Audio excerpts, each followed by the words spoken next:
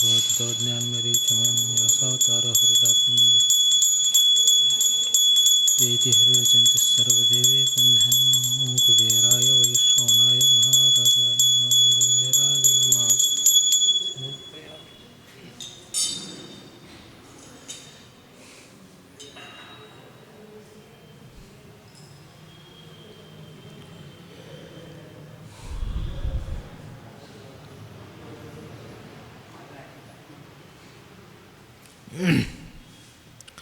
करोतु मम कल्याणं हरिर्हयमुखाभिदः गुरुश्च मध्वनामा मे वरदोस्तु निरन्तरं।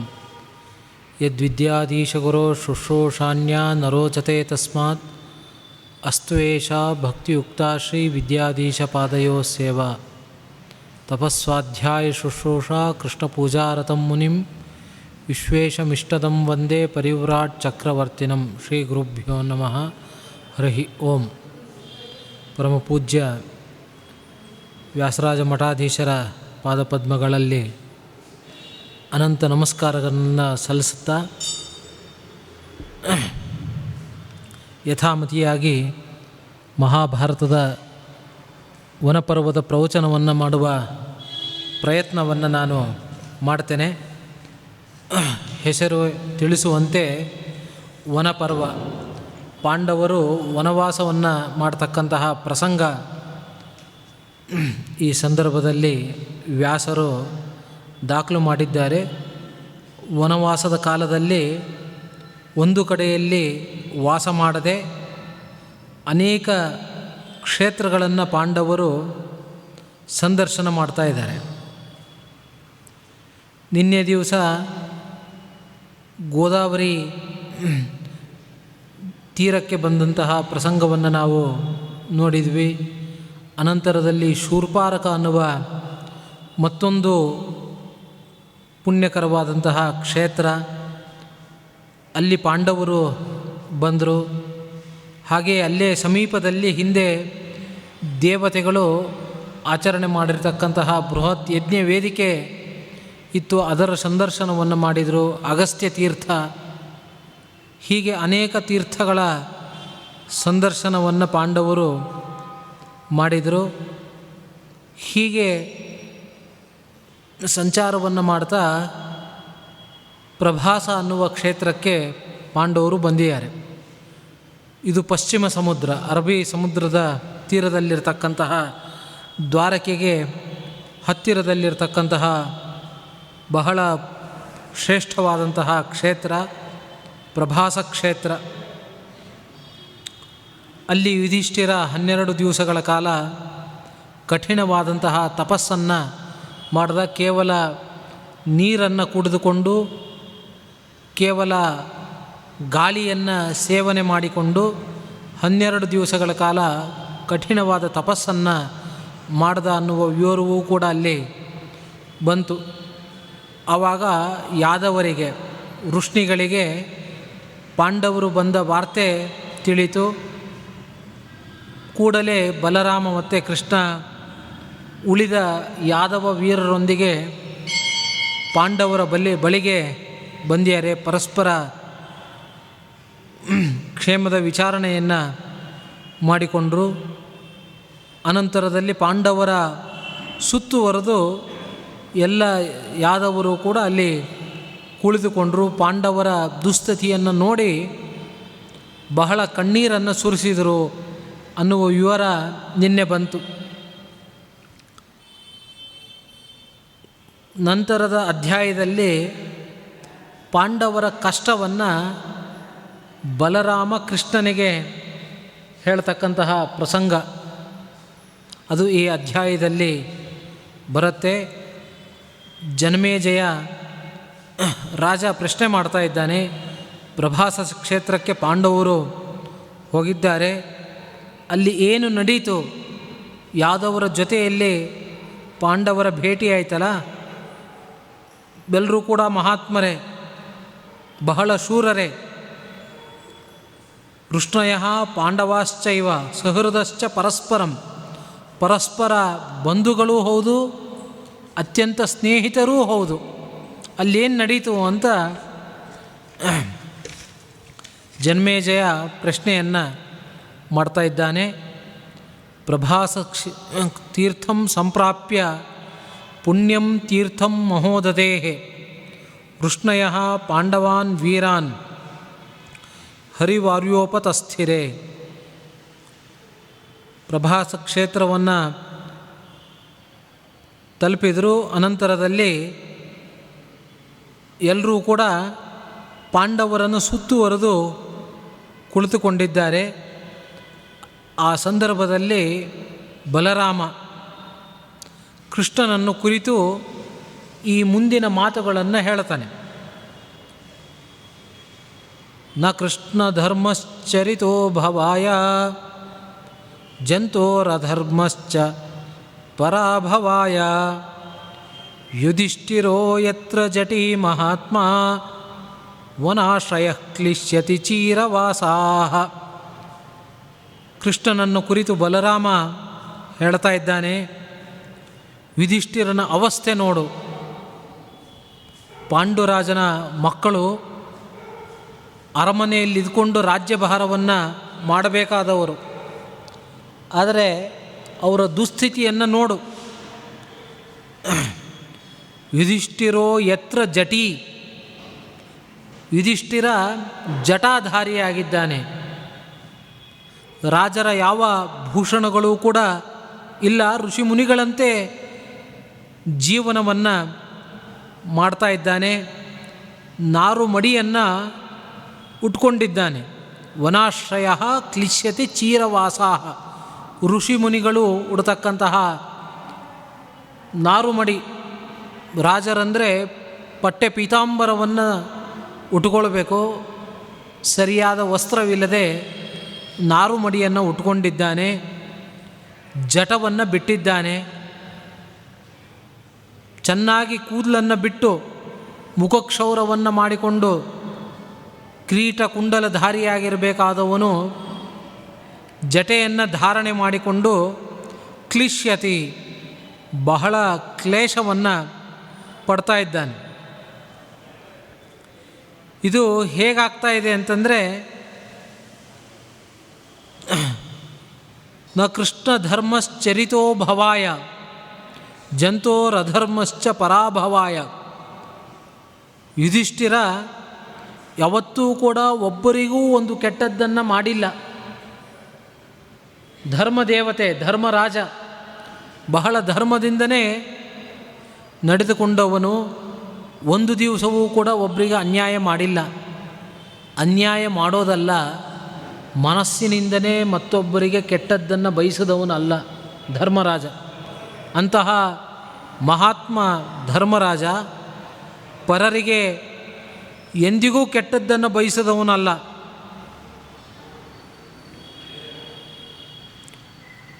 ಧರ್ಮಾಚರಣೆಯನ್ನು ಮಾಡಿದರೆ ಒಳ್ಳೆಯದಾಗಬೇಕು. ಯಾಕೆ ಅಂತಂದರೆ ಧರ್ಮ ಅಂತಂದರೆ ಧಾರಯತೆ ಇತಿ ಧರ್ಮ, ನಮ್ಮನ್ನು ಕಾಪಾಡತಕ್ಕಂಥದ್ದು ಧರ್ಮ. ಧರ್ಮ ಶಬ್ದದ ಅರ್ಥ ಯಾವುದು ನಮ್ಮಲ್ಲಿ ಇದ್ದುಕೊಂಡು ನಮ್ಮ ಧಾರಣೆಯನ್ನು ಮಾಡುತ್ತೋ, ನಮ್ಮನ್ನು ಸುರಕ್ಷಿತವಾಗಿಡುತ್ತೋ ಅದನ್ನು ಧರ್ಮ ಅಂತ ಕರೆಯೋದು, ಅರ್ಥಾತ್ ಪುಣ್ಯ. ಆದ್ದರಿಂದ ಧರ್ಮಾಚರಣೆ ಮಾಡಿದರೆ ಅದು ನಮ್ಮ ರಕ್ಷಣೆಯನ್ನು ಮಾಡಬೇಕು, ಚೆನ್ನಾಗಿಡಬೇಕು. ಹಾಗೆ ಅಧರ್ಮಶ್ಚ ಪರಾಭವಾಯ, ಅಧರ್ಮವನ್ನು ನಾವು ಮಾಡಿದರೆ, ಕೆಟ್ಟ ಕೆಲಸವನ್ನು ನಾವು ಮಾಡಿದರೆ ಆ ಕೆಟ್ಟ ಕೆಲಸ ನಮ್ಮ ದುರ್ಗತಿಗೆ ಕಾರಣವಾಗತ್ತೆ. ಆದರೆ ಇಲ್ಲಿ ವಿಪರೀತ.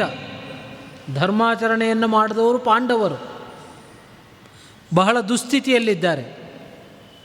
ದುರ್ಯೋಧನಾದಿಗಳು ಮಹಾಪಾಪಿಗಳು, ಬಹಳ ಅನ್ಯಾಯವನ್ನೇ ಮಾಡುವ ಸ್ವಭಾವದವರು. ಅವರಿಗೆ ಎಲ್ಲ ರೀತಿಯ ಒಳ್ಳೆಯದನ್ನೇ ಪರಮಾತ್ಮ ಮಾಡ್ತಾ ಇದ್ದಾನೆ. ದುರ್ಯೋಧನಶ್ಚಾಪಿ ಮಹೀಂ ಪ್ರಶಾಸ್ತೆ ನ ಚಾಸ್ಯ ಭೂಮಿರ್ವಿವರಂ ದದಾತೆ. ದುರ್ಯೋಧನಶ್ಚಾಪಿ ಮಹೀಂ ಪ್ರಶಾಸ್ತೆ.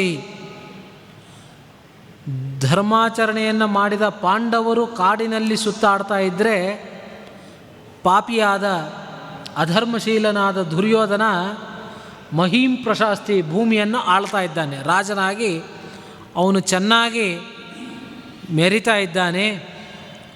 ನ ಚಾಸ್ಯ ಭೂಮಿರ್ವಿವರಂ ದದಾತಿ. ಇಷ್ಟು ಕೆಟ್ಟ ರಾಜ ಭೂಮಿಯನ್ನು ಆಳ್ತಾ ಇರಬೇಕಾದ್ರೆ ಭೂಮಿ ಆದರೂ ಸುಮ್ಮನೆ ಹೇಗೆ ಕುಳಿತುಕೊಂಡಿದೆ? ಭೂತಾಯಿ ಅವಳು ಹೇಗೆ ಸುಮ್ಮನೆ ಇದ್ದಾಳೆ? ಯಾಕೆ ಭೂಮಿ ಬಿರುಕು ಬಿಡ್ತಾ ಇಲ್ಲ? ಯಾಕೆ ಭೂಕಂಪನಾದಿಗಳು ಆಗ್ತಾ ಇಲ್ಲ? ಧರ್ಮಾದ್ ಅಧರ್ಮಾಶ್ಚರಿತೋ ಗರೀಯಾನ್ ಇತೀವ ಮನ್ಯೇತ ನರೋಲ್ಪ ಬುದ್ಧಿ. ಯಾವಾಗಲೂ ಕೂಡ ವಿಕೋಪಗಳಾಗ್ತವೆ, ಉಲ್ಕಾಪಾತಗಳಾಗತ್ತೆ, ಪ್ರವಾಹ ಬರುತ್ತೆ, ಕ್ಷಾಮ ಬರುತ್ತೆ, ಬರ ಬರುತ್ತೆ. ಯಾಕೆ ಅಂತ ಶಾಸ್ತ್ರ ಹೇಳುತ್ತೆ. ಅಧರ್ಮ ಜಾಸ್ತಿ ಆದರೆ, ಲೋಕದಲ್ಲಿ ಪಾಪಿಗಳೇ ಜಾಸ್ತಿ ಆದರೆ ಆವಾಗ ಭೂತಾಯಿ ಭೂಮಿ ಬಿರುಕು ಬಿಡತ್ತಂತೆ. ಭೂಕಂಪ ಆಗೋದು ಆವಾಗ. ಪಾಪಿಗಳು ತುಂಬ ಒಂದು ಕಡೆ ಸೇರಿಬಿಟ್ರೆ ಪ್ರಕೃತಿಯೇ ಕೊಡ್ತಕ್ಕಂತಹ ಶಿಕ್ಷೆ ಅದು. ಭೂಕಂಪನಾದಿಗಳು ಆಗಿ ಅನೇಕ ಜೀವರಾಶಿಗಳನ್ನು ಬಲಿ ಪಡೆದು ಬಿಡತ್ತೆ. ಅಥವಾ ಜಲಪ್ರಳಯ ಆಗತ್ತೆ, ಎಲ್ಲ ಕೊಚ್ಚಿಕೊಂಡು ಹೋಗತ್ತೆ. ಅಥವಾ ಮಳೆಯೇ ಉಂಟಾಗಲ್ಲ, ಕ್ಷಾಮ, ದುರ್ಭಿಕ್ಷೆ, ಎಲ್ಲ ಕಡೆಯಲ್ಲೂ ಕೂಡ ದುರ್ಭಿಕ್ಷೆ ಉಂಟಾಗತ್ತೆ. ಹೀಗೆ ಏನಾದರೂ ಒಂದು ತೊಂದರೆ ಆಗೇ ಆಗತ್ತೆ. ಎಲ್ಲ ಕಡೆ ರೋಗ ರುಜಿನಗಳು ವ್ಯಾಪಿಸಿಕೊಳ್ಳತ್ತೆ. ಈಗ ಪ್ರಕೃತ ಏನು ಕೋವಿಡ್ ಬಂದಿದೆ, ಇದು ಪ್ರಕೃತಿಯೇ ಮಾಡ್ತಕ್ಕಂತಹ ಒಂದು ಸಮತೋಲನ ಕ್ರಿಯೆ. ಇದು ಪಾಪಿಗಳೇ ಜಾಸ್ತಿ ಆಗಿಬಿಟ್ರೆ ಭೂದೇವಿ ಅವರ ಭಾರವನ್ನು ಸಹಿಸದೆ ಇಂತಹ ರೋಗ ರುಜಿನಗಳನ್ನು ಕೊಡ್ತಾಳೆ. ಪೃಥು ಮಹಾರಾಜನ ಕಾಲದಲ್ಲಿಯೂ ಕೂಡ ಈ ರೀತಿಯಾಗಿ ಆಗಿತ್ತು. ವೇನ ಭೂಮಿಯನ್ನು ಆಳಬೇಕಾದ್ರೆ ಬಹಳ ಅಧರ್ಮ, ಎಲ್ಲ ಕಡೆಯಲ್ಲೂ ಕೂಡ ಜಪ ತಪ ಹೋಮ ಹವನ ಯಾವುದೂ ನಡೀತಾ ಇರಲಿಲ್ಲ, ನಡಿಲಿಕ್ಕೆ ಬಿಡ್ತಾ ಇರಲಿಲ್ಲ. ಆವಾಗ ಭೂಮಿ ಬಂಜರಳಾಗಿಬಿಟ್ಲು ಅಂತ. ಅನಂತರದಲ್ಲಿ ಋಷಿ ಮುನಿಗಳು ವೇನನನ್ನು ಸಂಹಾರ ಮಾಡಿದರು. ಅವನ ತೊಡೆಯನ್ನು ಮರ್ದನ ಮಾಡಿದಾಗ ಪೃಥು ಮಹಾರಾಜ ಅವತಾರ ಮಾಡಿದ. ಪರಮಾತ್ಮನಲ್ಲಿ ಅವನಲ್ಲಿ ಪರಮಾತ್ಮನ ವಿಶೇಷವಾದಂತಹ ರೂಪ. ಆದರೆ ಎಲ್ಲಿಯೂ ಕೂಡ ಯಾವ ವ್ಯವಸ್ಥೆಯೂ ಇಲ್ಲ, ಮರಗಳಿಲ್ಲ, ಮರಗಳಲ್ಲಿ ಯಾವ ಫಲಗಳು ಬಿಡ್ತಾ ಇಲ್ಲ, ನೀರಿಲ್ಲ, ಏನೂ ಇಲ್ಲ. ತುಂಬ ವಿಚಾರವನ್ನು ಮಾಡ್ತಾನೆ ಆ ಸಂದರ್ಭದಲ್ಲಿ ಪೃಥು ಮಹಾರಾಜ. ಭೂಮಿ ಹಸುವಿನ ರೂಪವನ್ನು ತಾಳಿರತ್ತೆ, ಇವನಿಗೆ ಗೊತ್ತಾಗತ್ತೆ. ಭೂದೇವಿ ಎಲ್ರಿಗೂ ಕೂಡ ಆಶ್ರಯ ಕೊಡಬೇಕಾದವಳು, ಜನರ ಜೀವನಕ್ಕೆ ಇವಳೇ ತೊಡಕಾಗಿದ್ದಾಳೆ, ಇವಳು ಸಂಹಾರ ಮಾಡಿಬಿಡ್ತೇನೆ ಅಂತ ತನ್ನ ಧನುಸ್ಸಿಗೆ ಬಾಣವನ್ನು ಹೂಡಿ ಆ ಹಸುವನ್ನು ಬೆನ್ನಡ್ತಾನೆ. ಬಹಳ ದೂರಕ್ಕೆ ಹಸು ಹೋಗಿ ಕೊನೆಗೆ ಪೃಥು ಮಹಾರಾಜನಿಗೆ ಶರಣಾಗತ್ತೆ. ಶರಣಾಗಿ ಹೇಳ್ತಾಳೆ, ಇಷ್ಟು ದಿವಸ ವೇನ ಇದ್ದ, ನನ್ನ ಮೇಲೆ ಎಲ್ಲ ಕಡೆಯಲ್ಲೂ ಕೂಡ ಅಧರ್ಮ, ಎಲ್ಲೂ ಕೂಡ ದೇವರ ಆರಾಧನೆ ನಡೀತಾ ಇರಲಿಲ್ಲ. ಇಂಥವರಿಗೆ ನಾನು ಹೇಗೆ ಸಸ್ಯಗಳನ್ನು ಕೊಡಲಿ, ಆಹಾರವನ್ನು ಕೊಡಲಿ ನಾನು ಅಂತ ಅವಳು ಹೇಳ್ತಾಳೆ. ಮುಂದೆ ಸಜ್ಜನರು ಬಂದಾಗ ಅವರಿಗೆ ಕೊಡಬೇಕು ಇದನ್ನೆಲ್ಲ ಅಂತ ನಾನು ನನ್ನ ಒಳಗಡೆ ಇಟ್ಕೊಂಡಿದ್ದೇನೆ ಅಂತ ಗೋರೂಪದ ಭೂಮಾತೆ ಹೇಳ್ತಾಳೆ. ಆವಾಗ ಪೃಥು ಮಹಾರಾಜ ಅವಳಿಗೆ ಅಭಯವನ್ನು ಕೊಟ್ಟು, ಸಜ್ಜನರೇ ಇನ್ಮೇಲೆ ಇರ್ತಾರೆ, ಪರಮಾತ್ಮನ ಆರಾಧನೆ ಎಲ್ಲ ಕಡೆಯಲ್ಲೂ ಕೂಡ ನಡೆಯುತ್ತೆ ಅಂತ ಹೇಳಿ ತನಗೆ ಏನೇನು ಬೇಕೋ ಎಲ್ಲವನ್ನೂ ಕೂಡ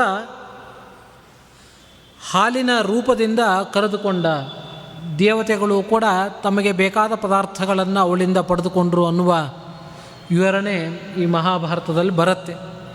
ಅಂದರೆ ಅಧರ್ಮ ಜಾಸ್ತಿ ಆಗಿಬಿಟ್ರೆ ಭೂಮಾತೆ ಎಲ್ಲ ಸಂಪತ್ತನ್ನು ತನ್ನ ಒಳಗಡೆ ಇಟ್ಕೊಂಡು ಬಿಡ್ತಾಳೆ.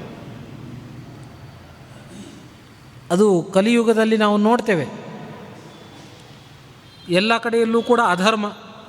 ಆದ್ದರಿಂದನೇ ಮಳೆ ಆದರೂ ವಿಪರೀತ ಮಳೆ ಆಗತ್ತೆ. ಅಷ್ಟು ಅಗತ್ಯ ಇರಲ್ಲ, ಮಳೆ ಜಾಸ್ತಿ ಆಗ್ತಾ ಇದೆ. ಇನ್ನೊಂದು ಕಡೆ ಮಳೆಯೇ ಆಗಲ್ಲ. ಇನ್ನೊಂದು ಕಡೆ ಎಷ್ಟು ಬಿಸಿಲಿರಬೇಕೋ ಅದಕ್ಕಿಂತ ಮೀರಿ ಬಿಸಿಲು. ಇದೆಲ್ಲ ಆಗೋದು ನಮ್ಮ ಒಂದು ಕೆಟ್ಟತನದಿಂದ, ನಮ್ಮ ಪಾಪಗಳಿಗೆ ಪ್ರಕೃತಿಯೇ ಕೊಡ್ತಕ್ಕಂತಹ ಶಿಕ್ಷೆ ಇದು. ಯಾಕೆ ಅಂತಂದರೆ ಭೂಮಿ ನಮ್ಮ ಸ್ವತ್ತಲ್ಲ. ನಾವೇನೋ ದುಡ್ಡು ಕೊಟ್ಟು ಈ ಜಾಗ ನಂದು ಅಂತ ನಾವು ರಿಜಿಸ್ಟ್ರೇಷನ್ ಮಾಡ್ಕೊಳ್ತೇವೆ. ಸರ್ಕಾರದ ಕಡಿತದಲ್ಲಿ ನಮ್ಮ ಹೆಸರು ಇರುತ್ತೆ, ಆದರೆ ನಮ್ಮದಲ್ಲ ಇದು ಯಾವುದು. ಶಾಸ್ತ್ರದ ದೃಷ್ಟಿಯಲ್ಲಿ ನಮ್ಮದು ಅಂತ ಏನೂ ಇಲ್ಲ. ಇದೆಲ್ಲವೂ ಪರಮಾತ್ಮನ ಮನೆ. ಇದು ಈಶಾವಾಸ್ಯಮಿದಂ ಸರ್ವಂ, ಸಮಸ್ತ ಜಗತ್ತು ಪರಮಾತ್ಮನಿಗೆ ಸಂಬಂಧಪಟ್ಟಿದ್ದು, ಅವನ ಮನೆ.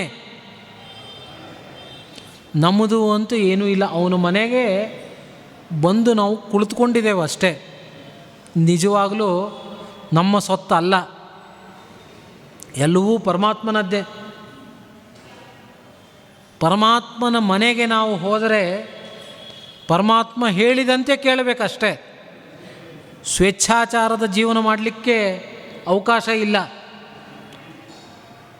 ಯಾರೋ ಬಂಧುಗಳ ಮನೆಗೆ ನಾವು ಹೋಗಿರ್ತೇವೆ, ಅಥವಾ ಸ್ನೇಹಿತರ ಮನೆಗೆ ನಾವು ಹೋದಾಗ ನಮ್ಮನ್ನು ಚೆನ್ನಾಗಿ ನೋಡ್ಕೊಳ್ತಾರೆ.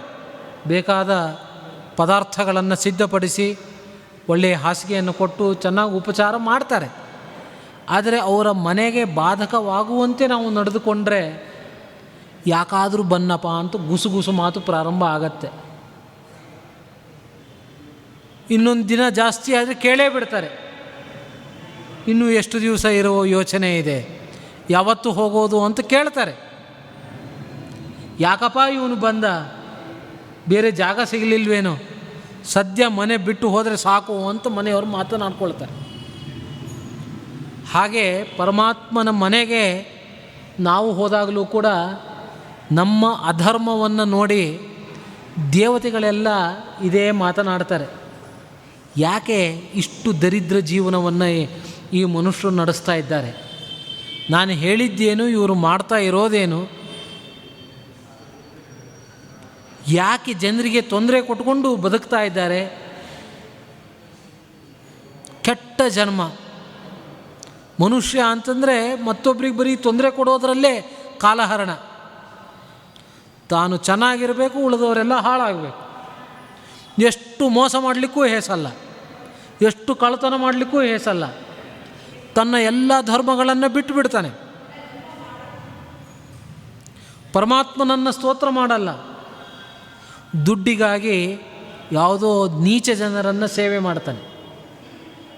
ಇದನ್ನು ನೋಡಿ ದೇವರು ಎಷ್ಟು ಸಂಕಟ ಪಡಲ್ಲ? ಅವನ ಮನೆಗೆ ನಾವು ಬಂದು ಅವನು ಹೇಳಿದಂತೆ ನಾವು ಕೇಳದೆ ಹೋದರೆ ಮುಂದೆ ಯಾವತ್ತೂ ಕೂಡ ನಮಗೆ ಮನುಷ್ಯ ಜನ್ಮವನ್ನು ಪರಮಾತ್ಮ ಕೊಡಲ್ಲ.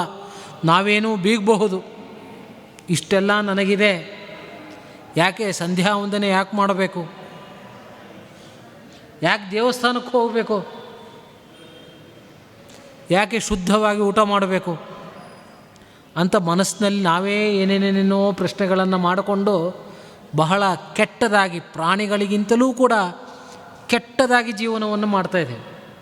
ಪ್ರಾಣಿಗಳಿಗೆ ಆದರೂ ಯಾವುದೋ ಒಂದು ಹೊತ್ತಿನಲ್ಲಿ ತಿನ್ನತ್ತೆ, ಹಸಿವಾದಾಗ ತಿನ್ನತ್ತೆ, ಆ ಸಂದರ್ಭದಲ್ಲಿ ಏನು ಸಿಗುತ್ತೋ ಅದನ್ನು ತಿನ್ಬಿಡತ್ತೆ. ಮನುಷ್ಯ ಹಾಗಲ್ಲ. ತಿನ್ನು ತಿನ್ನು ತಿನ್ನು 24 ಗಂಟೆ ಅವನಿಗೆ ತಿನ್ನೋದೇ ಯೋಚನೆ. ಏನು ತಿನ್ನಬೇಕು, ಇವತ್ತು ರಾತ್ರಿ ಏನು ತಿನ್ನಬೇಕು, ನಾಳೆ ಏನು ತಿನ್ನಬೇಕು, ನಿನ್ನೆ ತಿಂದಿದ್ದು ಮತ್ತೆ ಸೇರಲ್ಲ, ಮಧ್ಯಾಹ್ನ ತಿಂದಿದ್ದು ರಾತ್ರಿ ಸೇರಲ್ಲ, ಬಿಸಿಯಾಗಿರಬೇಕು, ಹಾಗಿರಬೇಕು, ಉಪ್ಪು ಕಮ್ಮಿ ಆಯಿತು, ಖಾರ ಕಮ್ಮಿ ಆಯಿತು,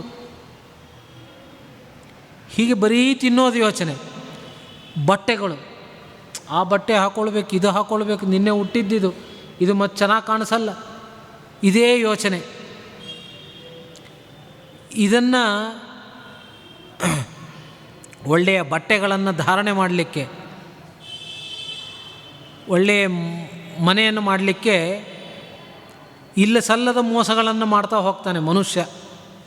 ಆದ್ದರಿಂದ ಪಶುಗಳಿಗಿಂತಲೂ ಕೂಡ ಕೆಟ್ಟ ಜೀವನ ಮನುಷ್ಯರದು.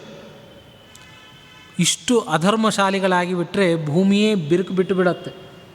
ಅದೆಲ್ಲ ಆಗ್ತಾಯಿತ್ತು ಹಿಂದಿನ ಕಾಲದಲ್ಲಿ. ಅದನ್ನೇ ಇಲ್ಲಿ ಬಲರಾಮ ಕೇಳ್ತಾ ಇದ್ದಾನೆ.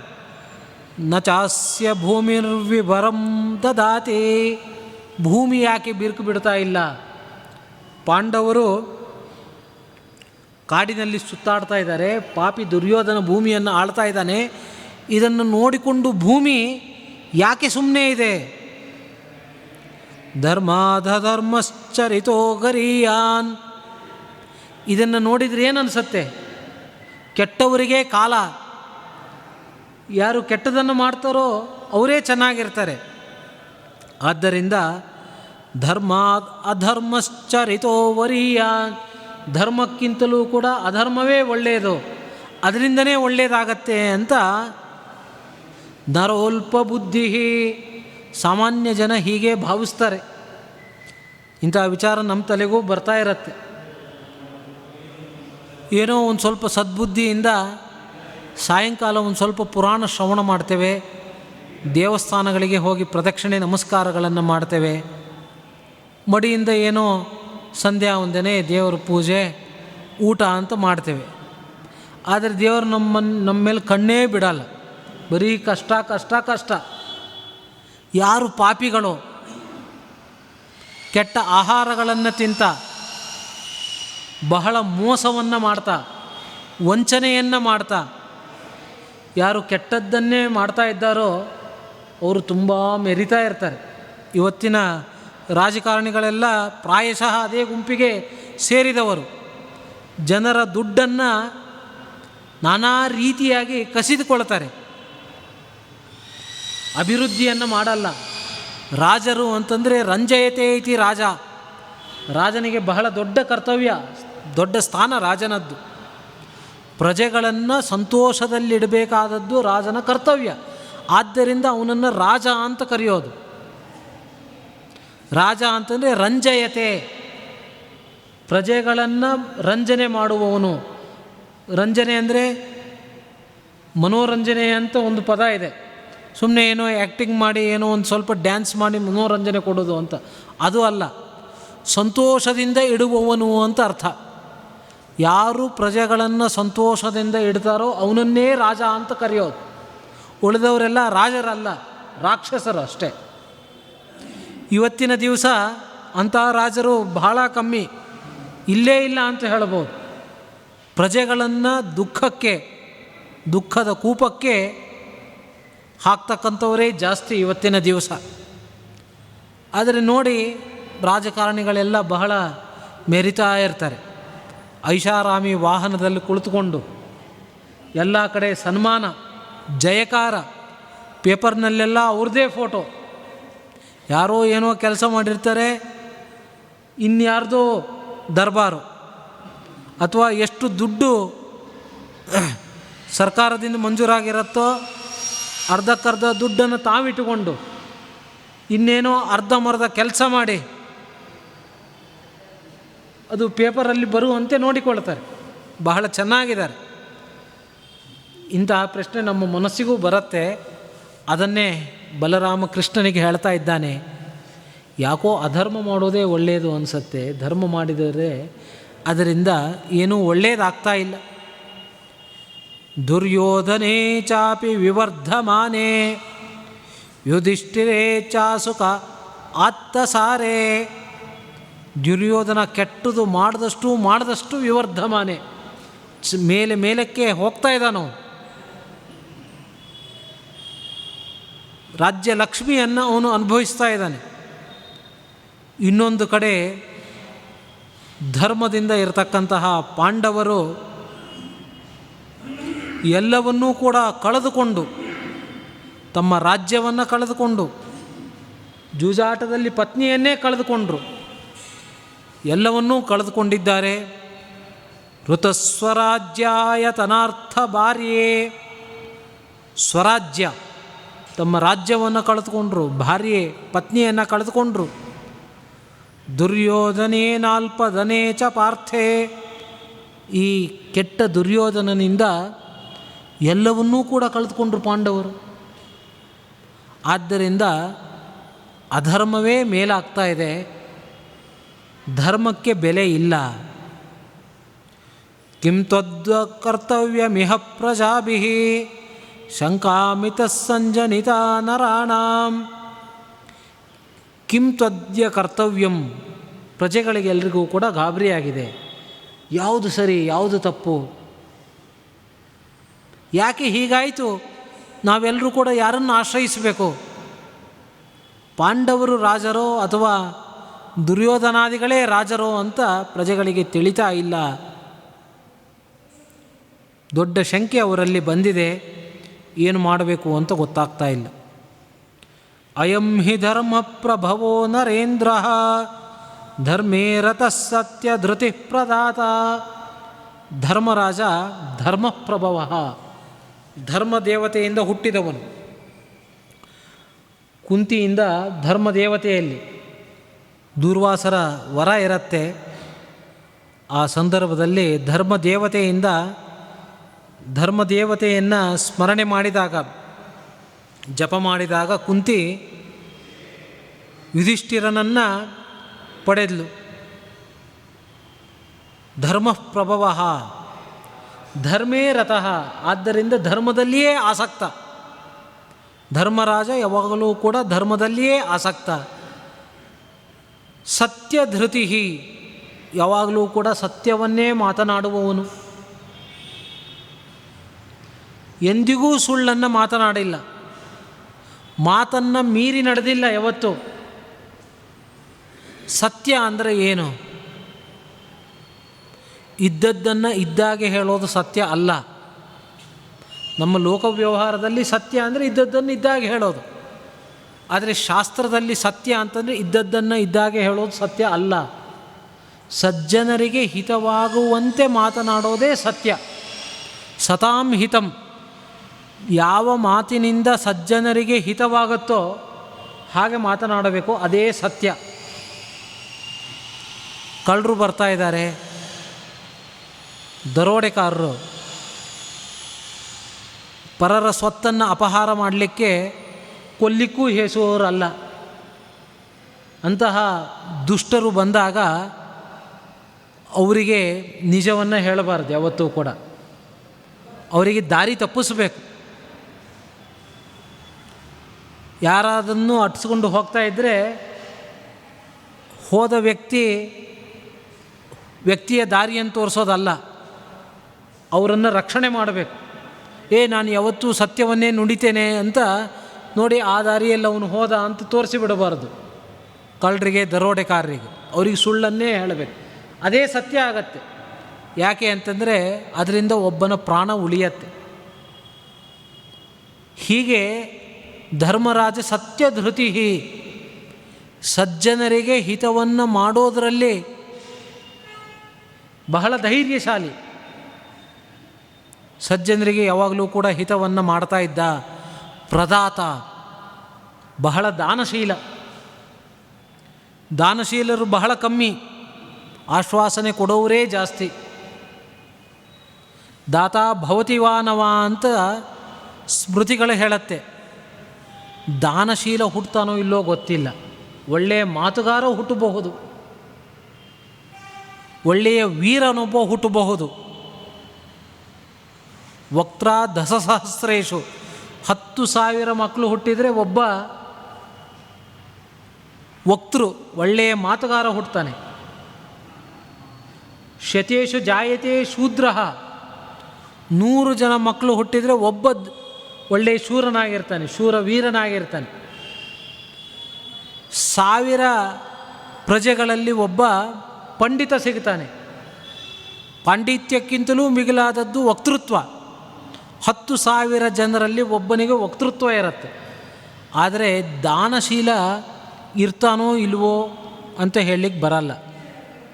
ಯಾಕೆಂತಂದ್ರೆ ಕೊಡಬೇಕು ಅಂತಂದರೆ ಮನಸ್ಸಾಗಲ್ಲ, ಕಿತ್ಕೊಳ್ಳಿಕ್ಕೆ ನಮ್ಮ ಮನಸ್ಸು ಪ್ರವೃತ್ತಿಯನ್ನು ಮಾಡೋದು. ಆದರೆ ಈ ರಾಜ ಹಾಗಲ್ಲ. ಧರ್ಮೇ ರಥ ಸತ್ಯ ಧೃತಿ ಪ್ರದಾತ, ಸತ್ಯ ಧೃತಿ ಪ್ರದಾತ, ಕೈ ಬಿಚ್ಚಿ ದಾನವನ್ನು ಮಾಡ್ತಾ ಇದ್ದ ಅಂತ. ಇದೇ ಧರ್ಮರಾಜನ ಬಗ್ಗೆ ಒಂದು ಸಂದರ್ಭದಲ್ಲಿ ಹೀಗಾಗತ್ತೆ.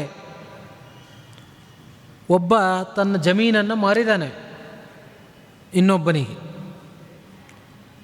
ಇನ್ನೊಬ್ಬ ದುಡ್ಡು ಕೊಟ್ಟು ಆ ಭೂಮಿಯನ್ನು ಕೊಂಡ್ಕೊಂಡಿದ್ದಾನೆ. ಕೃಷಿಯನ್ನು ಮಾಡಬೇಕು, ಭೂಮಿಯನ್ನು ಹದಗೊಳಿಸಬೇಕು. ಭೂಮಿಯನ್ನು ಹದಗೊಳಿಸಬೇಕಾದ್ರೆ ಕೆಳಗಡೆ ಒಂದು ನಿಧಿ ಸಿಕ್ತು. ಆವಾಗ ಕೊಂಡ್ಕೊಂಡವನು ಅಂದ, ಇದು ನಂದಲ್ಲ, ಇದು ಮಾರಿದವನು. ಯಾಕೆ ಅಂತಂದರೆ ಅವನು ಮಾರಿದ್ದು ಈ ಭೂಮಿಯನ್ನು ಮಾತ್ರ, ಕೆಳಗಡೆ ಇರತಕ್ಕಂತಹ ನಿಧಿಯನ್ನು ಅವನು ಮಾರಿಲ್ಲ. ಆದ್ದರಿಂದ ಇದು ನಂದಲ್ಲ, ಇದು ಸೇರಬೇಕಾದದ್ದು ನನಗೆ, ಭೂಮಿಯನ್ನು ಮಾರಿದವನಿಗೆ. ಅವನ ಹತ್ರ ಹೋಗಿ ಹೇಳ್ದ, ಇದು ನಿಂದೆ ಅಪ್ಪ, ನನಗೆ ಇದರ ಮೇಲೆ ಅಧಿಕಾರ ಇಲ್ಲ ಅಂತ. ಅದಕ್ಕೆ ಅವನಂತಾನೆ, ನಿನಗೆ ನಾನು ಮಾರಿ ಆಯಿತು, ಅದ್ರ ಕೆಳಗಡೆ ಏನೇನಿರುತ್ತೆ ಅದೆಲ್ಲ ನಿನಗೆ, ಕೆಳಗಡೆ ಮೇಲ್ಗಡೆ ಎಲ್ಲ ಏನೇನಿರುತ್ತೆ ನಿನಗೆ. ಮಾರಿದ ಮೇಲೆ ಮತ್ತೆ ಅದನ್ನು ಹಿಂತಿರುಗಿ ತಗೊಳ್ತಕ್ಕಂಥದ್ದು ಧರ್ಮ ಅಲ್ಲ ಅಂತ. ನೋಡಿ ಅವರ ಇಬ್ಬರ ಚರ್ಚೆ ಹೇಗಿದೆ ಅಂತ. ನನಗೆ ಬೇಡ, ನನಗೆ ಬೇಡ ಅಂತ. ಇವತ್ತಾದರೆ ನಂದು ನಂದು ಅಂತ. ಇವತ್ತಿನ ದಿವಸ ನಾವು ಕೋರ್ಟಿಗೆ ಹೋಗೋದು ಅದು ನನಗೆ ಸಂಬಂಧಪಟ್ಟಿದ್ದು ಅಂತ. ಇವನೂ ಕೇಸ್ ಹಾಕ್ತಾನೆ, ಅವನೂ ಕೇಸ್ ಹಾಕ್ತಾನೆ ನಂದು ಅಂತ. ಆದರೆ ಆ ಒಂದು ಕಾಲ ಇತ್ತು, ಇದು ನಂದಲ್ಲ ನಂದಲ್ಲ ಅಂತ ಹೇಳುವ ಕಾಲ. ಇಬ್ಬರಿಗೂ ತೋಚಲಿಲ್ಲ ಏನು ಮಾಡಬೇಕು. ಇಬ್ಬರು ಸುಮ್ಮನೆ ಆಗ್ತಾಯಿಲ್ಲ, ನನಗೆ ಬೇಡ ನನಗೆ ಬೇಡ, ನಿಂದು ನಿಂದು ಅಂತ. ಕೊನೆಗೆ ಧರ್ಮರಾಜನ ಹತ್ರ ಬಂದು ಹೇಳ್ತಾರೆ, ಹೀಗಾಗಿದೆ, ಇದು ಯಾರಿಗೆ ಸೇರಬೇಕು ಅಂತ. ಧರ್ಮರಾಜನ ತೀರ್ಪು ನೋಡಿ, ಇದು ನಮ್ಮ ಕೋಶಕ್ಕೆ ಸೇರಬೇಕಾಗಿದ್ದು ಅಂತ ಅವನು ತೊಗೊಂಡಿಟ್ಕೊಳ್ಳಿಲ್ಲ. ನಿನಗೆ ಎಷ್ಟು ಜನ ಮಕ್ಕಳು ಅಂತ ಕೇಳ್ದ ಮಾರದವನನ್ನು. ಒಬ್ಬ ಹೆಣ್ಮಗು ಸ್ವಾಮಿ ಎಂದ. ಕೊಂಡ್ಕೊಂಡವನಿಗೆ ಕೇಳಿದೆ, ನಿನಗೆ ಎಷ್ಟು ಮಕ್ಕಳು ಅಂತ. ನನಗೆ ಗಂಡು ಮಗ ಇದ್ದಾನೆ, ಮದುವೆ ಆಗಿದೆನಾ ಅಂತ ಕೇಳಿದೆ. ಇಬ್ಬರಿಗೆ ಇಲ್ಲ ಅಂತ. ಹಾಗಾದರೆ ನಿನ್ನ ಮಗಳನ್ನು ಕೊಟ್ಟು ಮದುವೆ ಮಾಡು, ಇದೇ ದುಡ್ಡಿನಿಂದ ವೈಭವದಿಂದ ನೀವು ಮದುವೆ ಮಾಡಿಬಿಡಿ ಅಂತ ತೀರ್ಪನ್ನು ಕೊಟ್ಟ. ಬಹಳ ಸಂತೋಷದಿಂದ ಅವರ ಮದುವೆ ಆಯಿತು. ಇದು ಧರ್ಮರಾಜನ ತೀರ್ಪಿದು. ಇವತ್ತಿನ ದಿವಸ ಸರ್ಕಾರ ಎಲ್ಲ ವಶಪಡಿಸ್ಕೊಳ್ತಾ ಇರತ್ತೆ, ನಂದು ನಂದು ನಂದು ಅಂತ. ಆದರೆ ಧರ್ಮರಾಜ ಹೇಗಿದ್ದ ಅಂತಂದರೆ ಎಲ್ಲವನ್ನೂ ಪ್ರಜೆಗಳಿಗೆ ಕೊಡ್ತಾ ಇದ್ದ. ಹೇಗೆ ಪ್ರಜೆಗಳಿಗೆ ಕೊಡಬೇಕು ಅಂತ ಯೋಚನೆಯನ್ನು ಮಾಡ್ತಾ ಇದ್ದ. ಇಂತಹ ಮಹಾತ್ಮ. ಚಲೇದ್ಧಿ ರಾಜ್ಯಾದ್ ಇತಿ ಸಂಶಯೋ ಮೇ ಧರ್ಮಾದಪೇತಶ್ಚ ಕಥಂ ವಿವರ್ಧೇತ್. ಇಂತಹ ಧರ್ಮರಾಜ ಅವನತಿಯನ್ನು ಹೊಂದುತ್ತಾ ಇದ್ದಾನೆ. ಈ ದುರ್ಯೋಧನ ಧರ್ಮವನ್ನು ಬಿಟ್ಟು ಹೇಗೆ ಅವನು ಇಷ್ಟು ಸುಖವಾಗಿದ್ದಾನೆ, ಹೇಗೆ ವೃದ್ಧಿಯನ್ನು ಹೊಂದುತ್ತಾ ಇದ್ದಾನೆ ಅನ್ನುವ ಸಂಶಯ ನನಗೆ ಕಾಡ್ತಾ ಇದೆ ಅಂತ ಬಲರಾಮಕೃಷ್ಣನ ಬಳಿ ಹೇಳ್ತಾ ಇರೋದು. ಅಷ್ಟೇ ಅಲ್ಲ, ಕಥಂಚ ಭೀಷ್ಮಶ್ಚ ಕೃಪಶ್ಚ ವಿಪ್ರಃ ದ್ರೋಣಶ್ಚ ರಾಜ ಚ ಕುಲಸ್ಯ ವೃದ್ಧಃ. ಪಾಂಡವರ ರಾಜ್ಯ ಅಂತಂದರೆ ಇಡೀ ಭೂಮಂಡಲದಲ್ಲಿರ್ತಕ್ಕಂತಹ ಶಕ್ತಿಶಾಲಿ ರಾಜ್ಯ ಅದು. ಅವರ ಮುಂದೆ ಯಾವ ರಥಿಕರು, ಯಾವ ಶೂರರೂ ಕೂಡ ನಿಲ್ಲಿಕ್ಕಾಗ್ತಾ ಇರಲಿಲ್ಲ. ಇವರ ಹೆಸರು ಕೇಳಿದರೆ ಸಾಕು ನಡಿಗೆ ಹೋಗಿಬಿಡ್ತಾ ಇದ್ದರು. ಅಂತಹ ರಾಜ್ಯ ಪಾಂಡವರದು. ಭೂಮಂಡಲದಲ್ಲೇ ಪ್ರಸಿದ್ಧವಾದಂತಹ ರಾಜ್ಯ. ಭೀಷ್ಮಾಚಾರ್ಯರಿದ್ದಾರೆ, ಪಿತಾಮಹ ಭೀಷ್ಮಾಚಾರ್ಯರಿದ್ದಾರೆ, ಕೃಪ ಇದ್ದಾರೆ, ಆಚಾರ್ಯರಾದಂತಹ ದ್ರೋಣರು, ಹೀಗೆ ದೊಡ್ಡ ದೊಡ್ಡ ಜ್ಞಾನಿಗಳು, ಸಾಮಾನ್ಯ ವ್ಯಕ್ತಿಗಳಲ್ಲ. ಪ್ರೌರಾಜ್ಯಪಾರ್ಥಾನ್ ಸುಖಮಾಪ್ನುವಂತಿ ದಿಕ್ಪಾಪ ಬುದ್ಧೀನ್ ಭರತ ಪ್ರಧಾನಾನ್. ಪಾಂಡವರು ಕಾಡಿಗೆ ಹೋಗ್ತಾ ಇದ್ದರೆ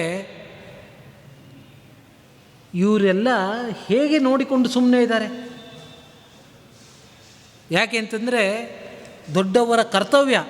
ಮಕ್ಕಳು ಮೊಮ್ಮಕ್ಕಳು ಜಗಳ ಆಡ್ತಾ ಇದ್ದರೆ ಅದನ್ನು ನೋಡಿಕೊಂಡು ಸುಮ್ಮನೆ ಇರಬಾರ್ದು. ಅಧರ್ಮ ನಡೀತಾ ಇದ್ದರೆ ಸಹಿಸಬಾರ್ದು. ಅದರಲ್ಲೂ ಭೀಷ್ಮರು ಅಂತಂದರೆ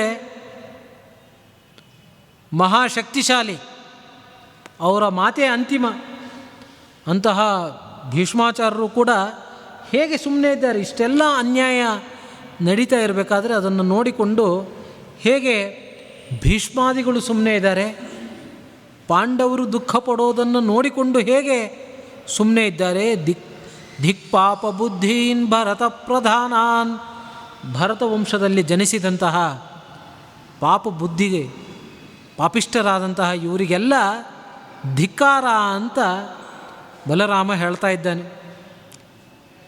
ಕಿಬ್ನಾಮ ವಕ್ಷತ್ಯ ನಿವ ಪ್ರಧಾನಾನ್ ಪಿತೃನ್ ಸಮಾಗಮ್ಯ ಪರತ್ರ ಪಾಪ. ಇನ್ನು ಧೃತರಾಷ್ಟ್ರ, ಅವನ ಕುಮ್ಮಕ್ಕಿನಿಂದನೇ ದುರ್ಯೋಧನ ಇಷ್ಟು ಪಾಪ ಕೆಲಸಗಳನ್ನು ಮಾಡ್ತಾ ಇರೋದು. ತಂದೆ ಸರಿಯಾಗಿದ್ದು ಬಿಟ್ಟರೆ ಮಗನಿಗೇನು ಮಾಡಲಿಕ್ಕಾಗಲ್ಲ, ತಂದೆಯೇ ಕುಮ್ಮಕ್ಕೆ ಕೊಟ್ಟರೆ. ಈ ಧೃತರಾಷ್ಟ್ರನಾದರೂ ಕೂಡ ಒಂದು ದಿವಸ ಭೂಮಿಯನ್ನು ಬಿಟ್ಟು ಹೋಗಬೇಕಲ್ಲ, ತನ್ನ ಪಿತೃಗಳ ಬಳಿಗೆ ಹೋಗ್ತಾನಲ್ಲ, ಹೋಗಿ ಏನು ಉತ್ತರ ಕೊಡ್ತಾನೆ?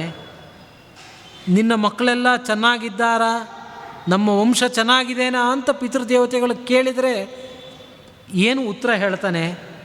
ತನ್ನ ಮಕ್ಕಳ ಬಗ್ಗೆ ಅವನಿಗೆ ಹೇಳ್ಕೊಳ್ಳಿಕ್ಕೆ ಏನಿದೆ? ಪುತ್ರೇಷು ಸಮ್ಯಕ್ ಚರಿತಂ ಮಯೇತಿ ಪುತ್ರಾನ್ ಅಪಾಪಾನ್ ಅವರೋಪ್ಯ ರಾಜ್ಯಾತ್. ಅವನಿಗೆ ಹೇಳಲಿಕ್ಕೆ ಏನು ಮಾತು ಬರುತ್ತೆ?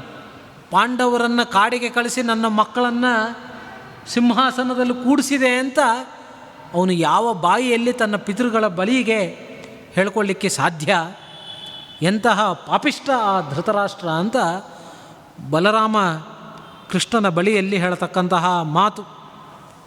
ನಾಸೌ ಧಿಯಾ ಸಂಪ್ರತಿ ಪಶ್ಯತಿ ಸ್ಮ ಕಿಂ ನಾಮ ಕೃತ್ವಾ ಮಹ ಚಕ್ಷುರೇವಂ. ಧೃತರಾಷ್ಟ್ರ ಯಾಕೆ ನಾನು ಅಂಧನಾಗಿದ್ದೇನೆ ಅಂತ ಯೋಚನೆಯೇ ಮಾಡ್ತಾ ಇಲ್ಲ. ಅಂಧ, ಕುರುಡ. ಆದರೆ ದುರಂತ ಅಂತಂದರೆ ಬಾಹ್ಯ ಕಣ್ಣು ಕಾಣದೆ ಹೋದರೆ ಅದು ದುರಂತ ಅಲ್ಲ. ಒಳಗಿನ ಕಣ್ಣು ಕಾಣದೆ ಹೋದರೆ ಅವನು ನಿಜವಾದ ಕುರುಡ. ಹೊರಗಿನ ಕಣ್ಣೇನೋ ಇಲ್ಲ ಸರಿ, ಹೊರಗಿನ ಕಣ್ಣು ಇಲ್ಲದೆ ಹೋದರೂ ಕೂಡ ರಾಜ್ಯ ಚೆನ್ನಾಗೇ ನಡೀತಾ ಇತ್ತು. ಆದರೆ ಇವನು ಒಳಕುರುಡನೂ ಹೌದು. ಧರ್ಮವನ್ನು ನೋಡ್ತಾ ಇಲ್ಲ, ಮಕ್ಕಳ ದಬ್ಬಾಳಿಕೆಯನ್ನೇ ಇವನು ನೋಡ್ತಾ ಇಲ್ಲ. ಎಂತಹ ಪಾಪಿಷ್ಟ ಇವನು ಅಂತ ಮತ್ತೆ ಮತ್ತೆ ಬಲರಾಮಕೃಷ್ಣನಲ್ಲಿ ಹೇಳ್ತಾ ಇದ್ದಾನೆ.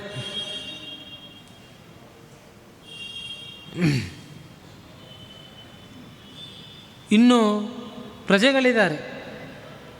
ಪ್ರಜೆಗಳಿಗೆ ಪಾಂಡವರ ವಾರ್ತೆಯನ್ನು ತಿಳ್ಕೊಳ್ಳಿಕ್ಕೂ ಆಗಲ್ಲ. ಎಲ್ಲಿದ್ದಾರೆ, ಏನು ಮಾಡ್ತಾ ಇದ್ದಾರೆ, ಎಲ್ಲಿ ಮಲಗಿದ್ದಾರೆ, ಎಲ್ಲಿ ತಿಂತಾ ಇದ್ದಾರೆ, ಮಳೆನೋ ಚಳಿನೋ ಏನು ಅಂತ ಆ ಪ್ರಜೆಗಳಿಗೆ ತಿಳಿದುಕೊಳ್ಳಲಿಕ್ಕೆ ಸಾಧ್ಯ ಆಗ್ತಾ ಇಲ್ಲ. ಇಮಾಂ ಪೃಚ್ಛನ್ ನ ಶೃಣೋತಿ ನೂನಂ. ಪಾಂಡವರ ಬಗ್ಗೆ ವಾರ್ತೆಯೇ ಗೊತ್ತಿಲ್ಲ. ಇಡೀ ರಾಜ್ಯವನ್ನು ರಕ್ಷಣೆ ಮಾಡತಕ್ಕಂತಹ ರಾಜರ ಬಗ್ಗೆ ಜನರಿಗೆ ಮಾಹಿತಿ ಇಲ್ಲ. ಎಲ್ಲಿದ್ದಾರೋ, ಏನು ಮಾಡ್ತಾ ಇದ್ದಾರೋ ಅಂತ ಪ್ರಜೆಗಳಿಗೆ ಗೊತ್ತಿಲ್ಲ. ಇದಕ್ಕಿಂತ ದೊಡ್ಡ ದುರಂತ ಏನಿದೆ? ಯೋಯಂ ಪರೇಶಾಂ ಪೃತನಾಂ ಸಮೃದ್ಧಾಂ ನಿರಾಯುಧೋ ದೀರ್ಘಭುಜೋ ನಿಹನ್ಯಾತ್. ಭೀಮಸೇನ ಮಾತ್ರ ಬಹಳ ಬಲಶಾಲಿ. ಭೀಮ ಅಂತಲೇ ಭಯಂಕರ. ನಿರಾಯುಧ, ಅವನಿಗೆ ಯಾವ ಆಯುಧವೂ ಕೂಡ ಬೇಕಾಗಿಲ್ಲ. ಯಾವ ಆಯುಧವೂ ಕೂಡ ಇಲ್ಲದೆ ಸಮೃದ್ಧವಾದಂತಹ ಕೌರವರ ಸೈನ್ಯವನ್ನು ಒಬ್ಬನೇ ಸಂಹಾರ ಮಾಡಿಬಿಡ್ತಾನೆ. ಅದು ಭೀಮನ ಪರಾಕ್ರಮ. ಯಾಕೆ ಅಂತಂದರೆ ಮಹಾಭಾರತದ ಕಾಲದಲ್ಲಿ ಭೂಮಿ ಬಹಳ ಭಾರವಾಗಿತ್ತು. ಜರಾಸಂಧ, ಕೀಚಕ, ಶಿಶುಪಾಲ, ಕಾಲಯವನ, ಹೀಗೆ ಬಹಳ ದುಷ್ಟ ರಾಕ್ಷಸರು, ಎಲ್ಲ ರಾಕ್ಷಸರು ಕೂಡ ಒಟ್ಟಿಗೆ ಆ ಸಂದರ್ಭದಲ್ಲಿ ಹುಟ್ಟಿದ್ರು. ಆವಾಗ ಭೂಮಾತೆ ಪರಮಾತ್ಮನಲ್ಲಿ ಪ್ರಾರ್ಥನೆಯನ್ನು ಮಾಡ್ತಾಳೆ. ಎಲ್ಲ ದುಷ್ಟರು ಸೇರ್ಕೊಂಡು ಬಿಟ್ಟಿದ್ದಾರೆ, ನನಗೆ ಅವರ ಭಾರವನ್ನು ಸಹಿಸಲಿಕ್ಕೆ ಆಗ್ತಾ ಇಲ್ಲ ಅಂತ. ಆವಾಗ ಪರಮಾತ್ಮ ಹೇಳ್ತಾನೆ, ಚಿಂತೆ ಮಾಡಬೇಡ, ಸದ್ಯದಲ್ಲೇ ನಾನು ಅವತಾರವನ್ನು ಮಾಡ್ತೇನೆ ಅಂತ. ಯಾವಾಗ ಅಧರ್ಮ ಜಾಸ್ತಿ ಆಗುತ್ತೋ, ಧರ್ಮಕ್ಕೆ ಚ್ಯುತಿ ಬರುತ್ತೋ, ಯದಾ ಯದಾ ಹಿ ಧರ್ಮಸ್ಯ ಗ್ಲಾನಿರ್ಭವತಿ ಭಾರತ, ಧರ್ಮಕ್ಕೆ ಚ್ಯುತಿ ಯಾವಾಗ ಬರುತ್ತೋ, ಯಾವಾಗ ಅಧರ್ಮ ತಾಂಡವವಾಗುತ್ತೋ, ಆವಾಗ ತದಾತ್ಮಾನಂ ಸೃಜಾಮ್ಯಹಂ, ಕೃಷ್ಣನ ವಾಕ್ಯ ಇದು. ಪರಮಾತ್ಮ ಭೂಭಾರವನ್ನು ಹರಣ ಮಾಡಬೇಕಾದ್ರೆ ಉಳಿದ ದೇವತೆಗಳಿಗೂ ಅವಕಾಶ ಕೊಡ್ತಾನೆ. ಪರಮಾತ್ಮನೇ ಸರ್ವಸಮರ್ಥ, ಒಬ್ಬನೇ ಸಮಸ್ತ ದುಷ್ಟಕುಲವನ್ನು ನಾಶ ಮಾಡ್ತಾನೆ. ಆದರೆ ಉಳಿದ ದೇವತೆಗಳಿಗೂ ಪರಮಾತ್ಮ ಅವಕಾಶವನ್ನು ಕೊಡ್ತಾನೆ. ದೇವತೆಗಳ ತಾರತಮ್ಯಕ್ಕೆ ಅನುಗುಣವಾಗಿ ಅಷ್ಟಷ್ಟು ಕೆಲಸಗಳನ್ನು ಕೊಡ್ತಾನೆ. ಯಾರಿಗೆ ಜಾಸ್ತಿ ಅವಕಾಶ ಅಂತಂದರೆ ಹರಿ ಸರ್ವೋತ್ತಮ, ವಾಯು ಜೀವೋತ್ತಮ. ವಾಯು ಜೀವೋತ್ತಮ, ಪರಮಾತ್ಮನ ನಂತರದ ಸ್ಥಾನ ವಾಯುದೇವರು. ಆದ್ದರಿಂದ ಭೂಭಾರ ಹರಣೆ, ಭೂಭಾರವನ್ನು ಹರಣ ಮಾಡೋದರಲ್ಲಿ ಪ್ರಧಾನಾಂಗಂ ಹಿ ಮಾರುತಿ ಅಂತ. ಪರಮಾತ್ಮನ ನಂತರದ ಸ್ಥಾನ ವಾಯುದೇವರದ್ದು. ಆ ವಾಯುದೇವರ ಅಂಶವೇ ಭೀಮ. ಆದ್ದರಿಂದ ಭೀಮ ಸಮಗ್ರ ಕೌರವರ ಸೈನ್ಯವನ್ನು ನಾಶ ಮಾಡುವ ಸಾಮರ್ಥ್ಯ ಇದೆ. ಅದು ಹೇಗೆ ಅಂದರೆ ಯಾವ ಆಯುಧವೂ ಬೇಕಾಗಿಲ್ಲ, ಯಾವ ಆಯುಧವೂ ಇಲ್ಲದೆ ಬಹಳ ದೊಡ್ಡ ಸೈನ್ಯ. ಯಾಕೆ ಅಂತಂದರೆ ಮಹಾಭಾರತ ಯುದ್ಧದಲ್ಲಿ 18 ಅಕ್ಷೋಹಿಣಿ ಸೈನ್ಯ ಇತ್ತು ಅಂತ ಕೌರವರದ್ದು. ಅಷ್ಟು ಜನ ಯುದ್ಧಕ್ಕೆ ಬಂದಿದ್ದರು. 18 ಅಕ್ಷೋಹಿಣಿ ಸೈನ್ಯ ಅಂತಂದರೆ ಹೆಚ್ಚು ಕಮ್ಮಿ 20 ಲಕ್ಷ ಸೈನಿಕರೇ, ಬರೀ ಸೈನಿಕರು, ಪಾದಾತಿಗಳು. ಇನ್ನು ಕುದುರೆ ಮೇಲೆ ಕೂತ್ಕೊಂಡವರು, ರಥದಲ್ಲಿರ್ತಕ್ಕಂಥವರು, ಆನೆ ಮೇಲಿರ್ತಕ್ಕಂಥವ್ರದ್ದು, ಅವ್ರ ಸಂಖ್ಯೆ ಎಲ್ಲ ಬೇರೆ. ಹೀಗೆ 30-40 ಲಕ್ಷ ಸಂಖ್ಯೆಯಲ್ಲಿ ಕೌರವರ ಸೈನ್ಯ ಇದೆ. ಸಮಗ್ರವಾದ ಸೈನ್ಯವನ್ನು ಸಂಹಾರ ಮಾಡಲಿಕ್ಕೆ ವಾಯುದೇವರು ಒಬ್ಬರೇ ಸಾಕು. ಅದನ್ನೇ ಬಲರಾಮ ಹೇಳ್ತಾ ಇದ್ದಾನೆ, ಯೋಯಂ ಪರೇಶಾಂ ಪೃತನಾಂ ಸಮೃದ್ಧಾಂ. ಬಹಳ ಸಮೃದ್ಧವಾದಂತಹ ದೊಡ್ಡದಾದ ಈ ಕೌರವರ ಸೈನ್ಯವನ್ನು ನಿರಾಯುಧೋ ದೀರ್ಘಭುಜೋ ನಿಹನ್ಯಾತ್. ನಿರಾಯುಧ, ಯಾವ ಆಯುಧವನ್ನೂ ಹಿಡಿದುಕೊಳ್ಳದೆ, ದೀರ್ಘಭುಜ, ದೊಡ್ಡ ಭುಜ, ಕ್ಷತ್ರಿಯರ ಲಕ್ಷಣ. ಜಾನುವರೆಗೆ ಮೊಣಕಾಲಿನವರೆಗೆ ಕೈ ಇರಬೇಕು ಅಂತ, ಅದು ಕ್ಷತ್ರಿಯರ ಲಕ್ಷಣ. ಹೀಗೆ ಬಹಳ ಬಲಿಷ್ಠನಾದಂತಹ ಭೀಮ ಒಬ್ಬನೇ ಇವರನ್ನು ಸಂಹಾರ ಮಾಡಿಬಿಡ್ತಾನೆ. ಶ್ರುತ್ವೈವ ಶಬ್ದಂ ಚ ರುಕೋದರಸ್ಯ ಮುಂಚಂತಿ ಸೈನ್ಯಾನಿ ಶಕೃತ್ಸು ಮೂತ್ರಂ. ಭೀಮಸೇನನ ಒಂದು ಶಬ್ದವನ್ನು ಕೇಳಿದರೆ ಸಾಕು, ಆ ಶಬ್ದದಿಂದನೇ ಸೈನ್ಯಾನಿ, ಎಲ್ಲ ಸೈನ್ಯಗಳೂ ಕೂಡ ಮಲಮೂತ್ರಗಳನ್ನು ವಿಸರ್ಜನೆ ಮಾಡಿಬಿಡತ್ತೆ. ಗಡ ಗಡ ಗಡ ಗಡ ನಡಗಿ ಮಲಮೂತ್ರಗಳನ್ನು ವಿಸರ್ಜನೆ ಮಾಡಿಬಿಡ್ತಾರೆ. ಅಷ್ಟು ಭೀಮನಾದ. ವಾಯುರ್ಭೀಮೋ ಭೀಮನಾದ ಅಂತ ಭಯಂಕರವಾದಂತಹ ನಾದ. ಇಂತಹ ಬಲಿಷ್ಠನಾದಂತಹ ಭೀಮಸೇನ ಇದ್ದಾನೆ. ವನೇ ಸ್ಮರನ್ ವಾಸಮಿಮಂ ಸುಘೋರಂ ಶೇಷಂ ನ ಕುರ್ಯಾತ್ ಇತಿ ನಿಶ್ಚಿತಂ ಮೇ. ಆದರೆ ಇಂತಹ ಭೀಮ ಇವತ್ತೇನು ಹಸುವೆ, ನೀರಡಿಕೆ, ಆಯಾಸ ಸುಸ್ತಿನಿಂದ ಬಳಲಿ ಹೋಗಿಬಿಟ್ಟಿದ್ದಾರೆ. ಇದು ಪಾಂಡವರ ಒಂದು ದುಸ್ಥಿತಿ.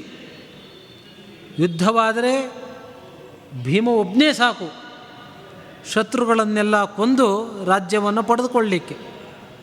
ಆದರೆ ದುಸ್ಥಿತಿ ಕಾಡಿನಲ್ಲಿ ಯಾರಿಗೂ ಗೊತ್ತಿಲ್ಲದಂತೆ, ಯಾರಿಗೂ ಬೇಡದ ಜೀವನವನ್ನು ಈ ಪಾಂಡವರು ಮಾಡ್ತಾ ಇದ್ದಾರೆ. ನಹ್ಯಸ್ಯ ವೀರ್ಯೇ ಚ ಬಲೇ ಚ ಕಶ್ಚಿತ್ ಸಮಃ ಪೃಥಿವ್ಯಾಂ ಭವಿತಾ ನರೇಶು. ಭೀಮಸೇನ ದೇವರಿಗೆ ಸಮನಾದ ವ್ಯಕ್ತಿ ಮತ್ತೊಬ್ಬ ಇಲ್ಲ.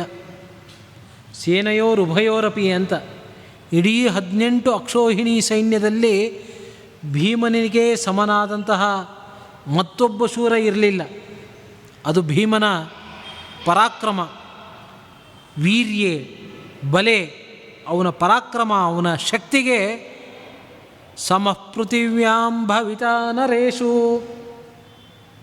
ಸಮನಾದ ಶಕ್ತಿಶಾಲಿ ಮತ್ತೊಬ್ಬನಿಲ್ಲ. ಅಂತಹ ಶಕ್ತಿಶಾಲಿ ಭೀಮ.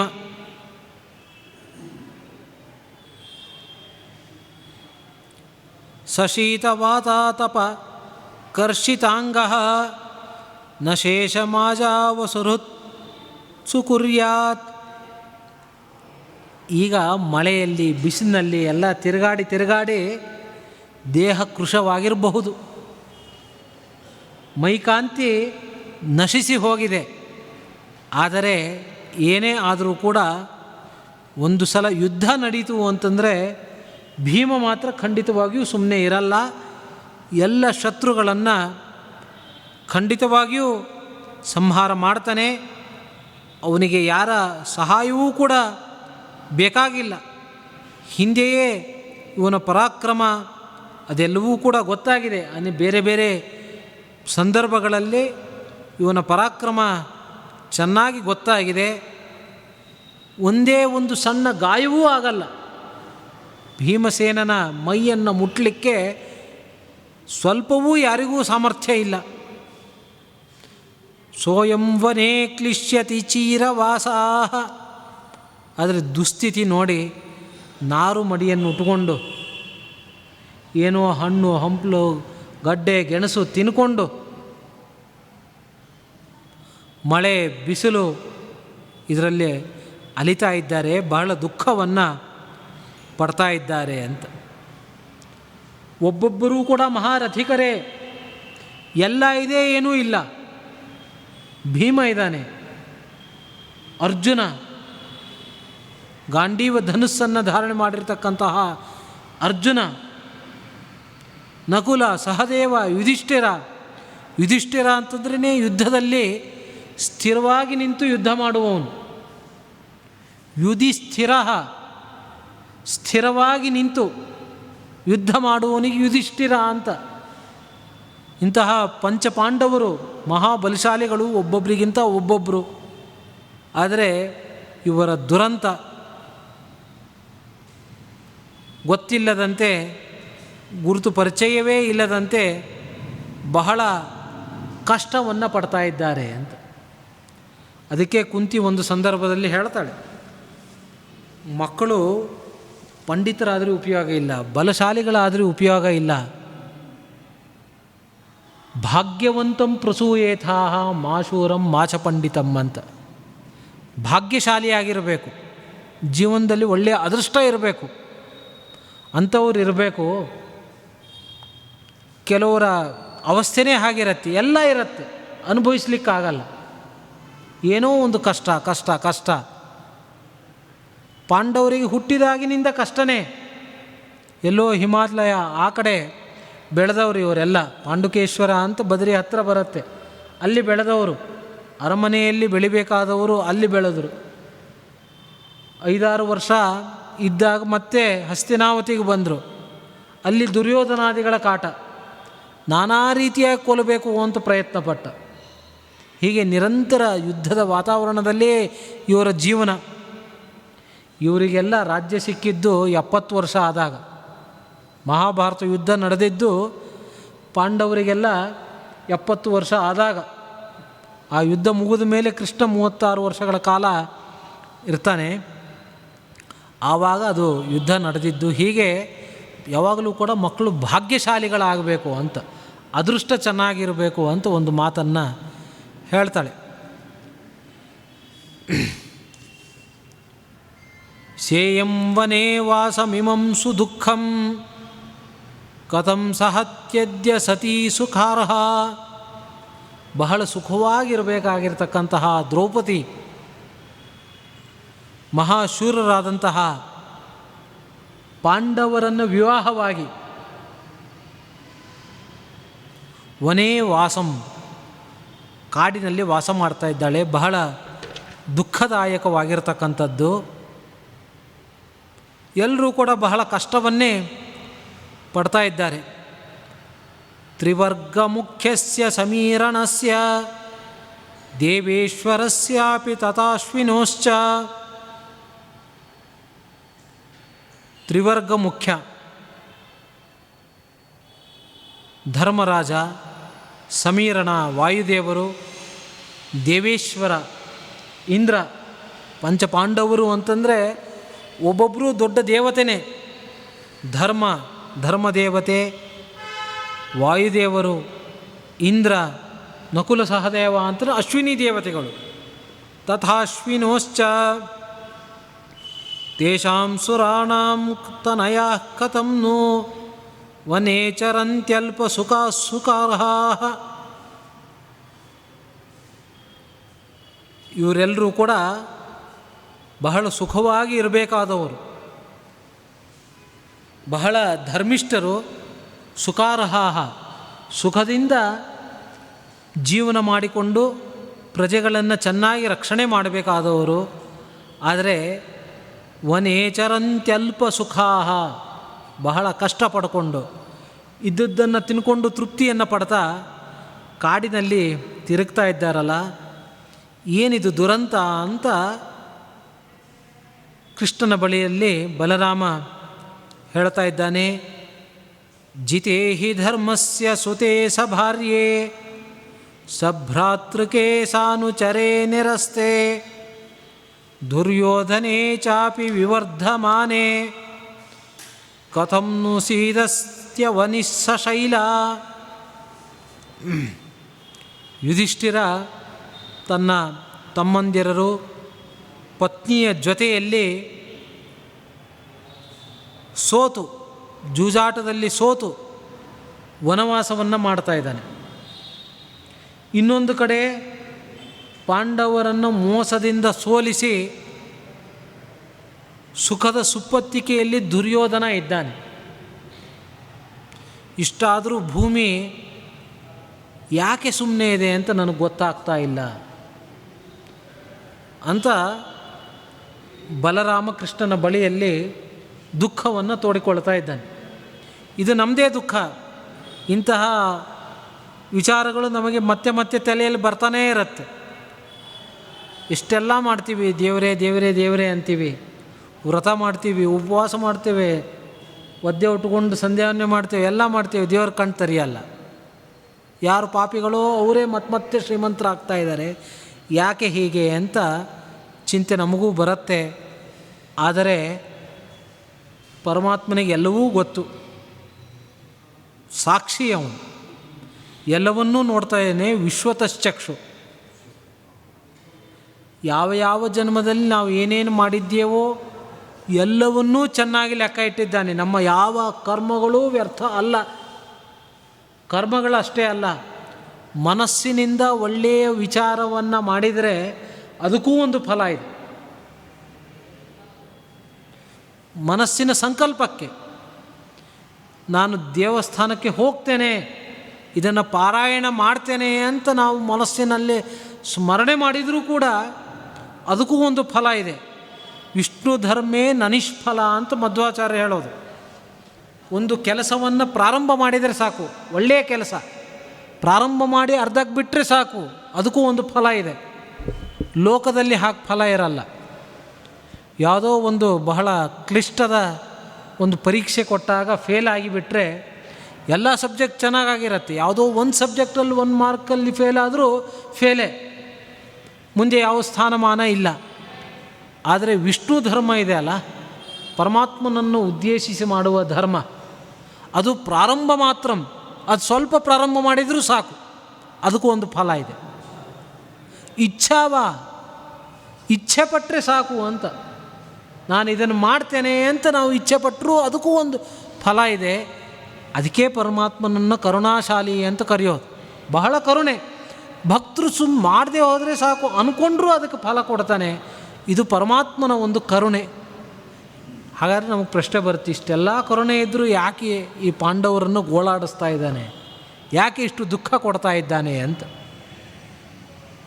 ಇದು ಉಳಿದ ಲೌಕಿಕರಿಗೆ, ಲೋಕದ ದೃಷ್ಟಿಯಿಂದ ಪಾಂಡವರಿಗೆ ಒಂದು ದುಃಖವೇ ಹೊರತು ಪಾಂಡವರಿಗೆ ನಿಜವಾಗಲೂ ಎಳ್ಳಷ್ಟು ದುಃಖ ಇಲ್ಲ. ಬಹಳ ಸಂತೋಷದಿಂದ ಕಾಲ ಕಳೀತಾ ಇದ್ದಾರೆ.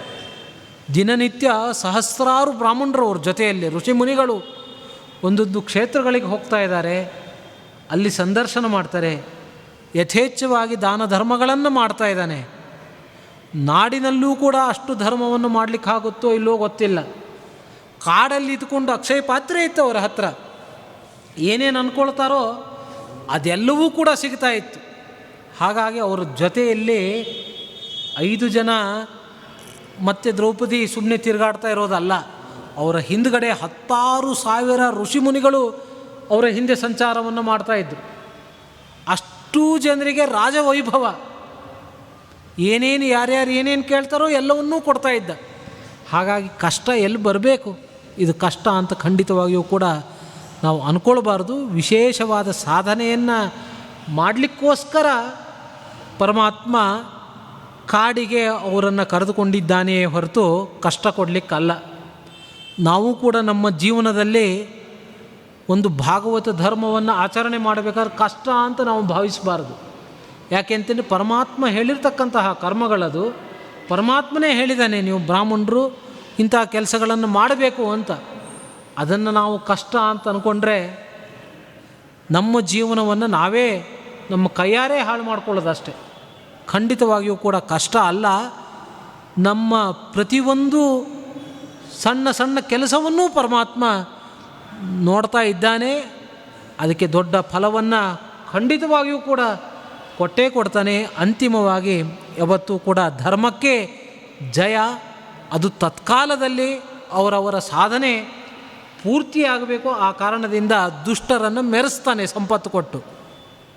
ಯಾಕೆ ಅಂತಂದರೆ ಬೇಗ ಬೇಗ ಪಾಪ ಸಂಗ್ರಹ ಆಗಬೇಕು. ಇನ್ನೊಂದು ಕಡೆ ಕಷ್ಟವನ್ನು ಕೊಡ್ತಾನೆ, ಮೇಲ್ನೋಟಕ್ಕೆ ಕಷ್ಟ, ಆದರೆ ಕಷ್ಟದ ಮೂಲಕ ಪರಮಾತ್ಮನ ನಾಮಸ್ಮರಣೆಯನ್ನು ಕೊಡ್ತಾನೆ. ಅದು ದೊಡ್ಡ ಅನುಗ್ರಹ. ಜೀವನದಲ್ಲಿ ನಮ್ಮ ಸಂಪತ್ತು ಅಂತಂದರೆ ಯಾವ ಯಾವ ಕಾಲದಲ್ಲಿ ಎಷ್ಟೆಷ್ಟು ನಾವು ಪರಮಾತ್ಮನ ಸ್ಮರಣೆ ಮಾಡ್ತೀವೋ ಅದಷ್ಟೇ ಸಂಪತ್ತು, ಅದಷ್ಟೇ ನಿಜವಾದ ಸಾರ್ಥಕ ಜೀವನ. ಎಲ್ಲೆಲ್ಲಿ ಐಷಾರಾಮವಾಗಿ ಉಂಡ್ಕೊಂಡು ತಿರುಗಾಡ್ತಾ ಇದ್ದೇವೋ ಅದು ನಮ್ಮ ಜೀವನದ ದುರಂತ ದಿನಗಳು.